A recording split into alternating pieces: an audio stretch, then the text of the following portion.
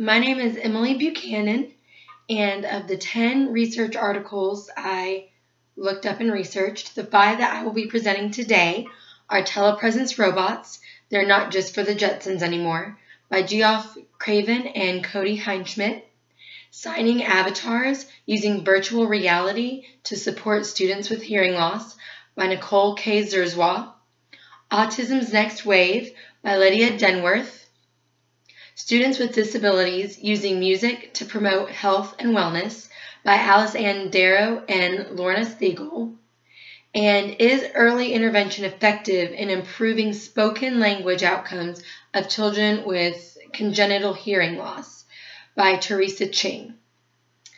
Now, my first article about the telepresence robots was an extremely interesting article.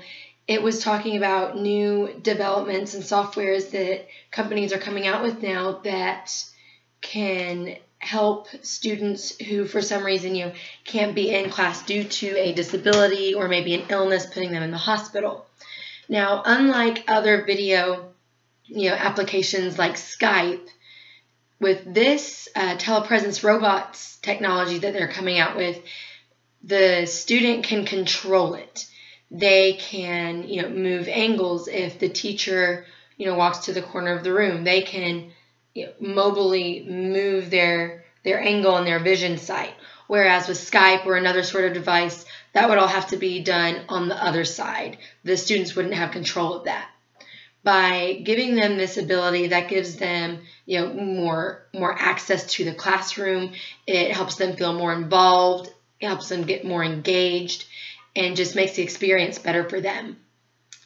The technology is still new and, really getting worked out and fully developed. But when this does become, a fully developed product, I think this would be an amazing addition to put in some classrooms. The second article, the Signing Avatars, this was about programs that can be used to support students with hearing loss, either extreme hearing loss or being deaf. These are to help students with their sign language, like American Sign Language. They have programs set up to where they can read your hand motions. If I were to do this when I needed to do this, the computer and the software could pick up on that, and it would give the student direct feedback. It would give them feedback in different ways. It can be through text, through signing back to them, or through oral for those who can still hear some or can lip read. Not only does it pick up on body movement, like with fingers, but it also, some of the technology can pick up on facial cues. So it not only reads, the fingers and the hand movements, but the entire body movement, which is so beneficial. Sign language is a lot more than just moving of the hands. So this is also new technology that is being developed. They're still working through it, but the tests and the studies have already shown a great amount of improvement for those students who have used this. And this also is something I think would be a huge benefit to have included in classrooms and for students with hearing difficulties. The third article was Autism's Next Wave. This article talks about an also new form of treatment that researchers are looking into that is known as TMS. That stands for transcranial magnetic stimulation.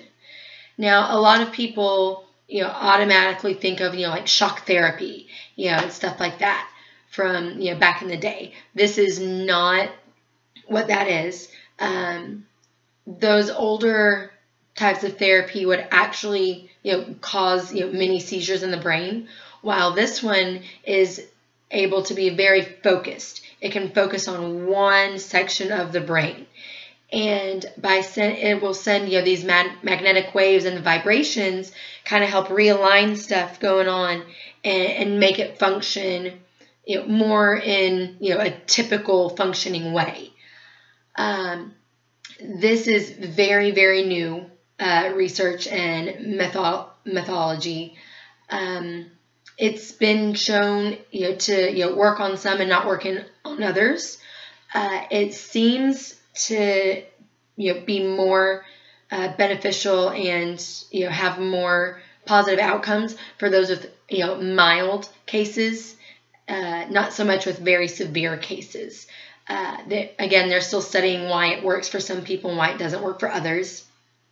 The one which you might say downside to this is that, like a therapy session, going in and talking to a therapist weekly or monthly, this too would be a type of treatment session that would they would need to have sessions. It would need to be on a repeated basis. But again, it's super new. The more the research and study is done on it, the more information they're going to gather, and I think this could be an extremely beneficial treatment plan.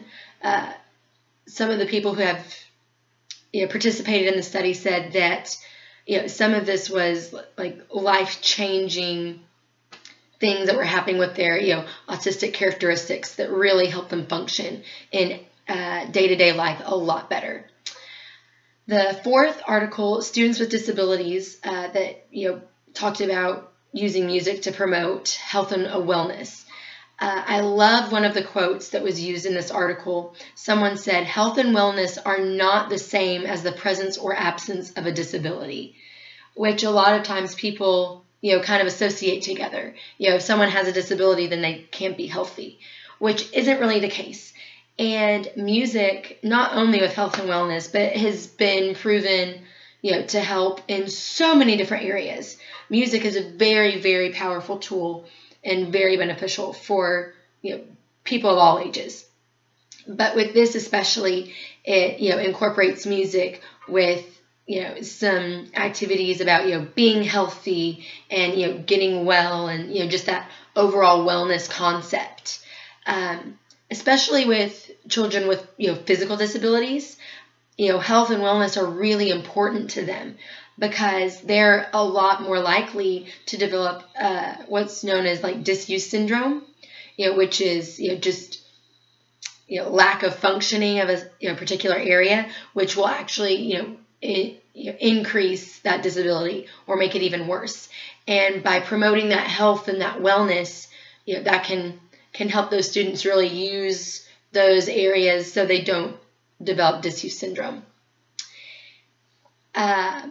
This is a way to not only incorporate, health and wellness, but, to get them, creative, to be, thinking outside of the box, to use music. This is the way we wash our hands. That's a song. Children pick up on songs so quickly. It's a great, tool to be used for, learning. And, through music, they can learn so much about health and wellness. And like I said, so many other areas as well. But it's important to give students with disabilities the same opportunities as students without disabilities. And music is a great avenue to do that in.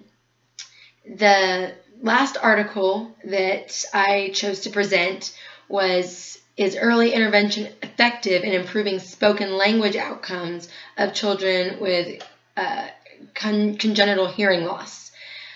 As one would imagine, it did show benefits, but this study, it was amazing. They would, use material and research from previous studies done, but they would find errors or the data was kind of outdated. They didn't have as much access to cochlear implants when that study was done as we do now. So these researchers just kind of started over, did their own in Australia, and followed these students for over 5 years. And they checked in on them at ages 3 and ages 5 to see, if there are any differences, that were significant between those who had the early intervention and those who did not. And, like I said before, as you would think, those who had that early intervention and kind of, that head start, they did show a lot of success. They had better language outcomes, higher language scores, and just all around better language development.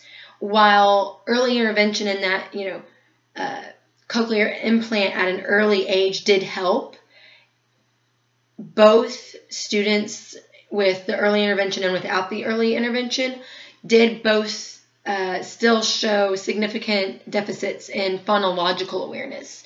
So that's something that's just very difficult for children with hearing losses. It's just something that they have to work really hard to overcome. So the early intervention didn't help with that aspect, but it did help with a lot more aspects of their language development. So those are the 5 articles I chose to do summaries about. All 10 articles were great, and they were very informative, very beneficial, and I have a lot of information that I can really use going forward as an educator.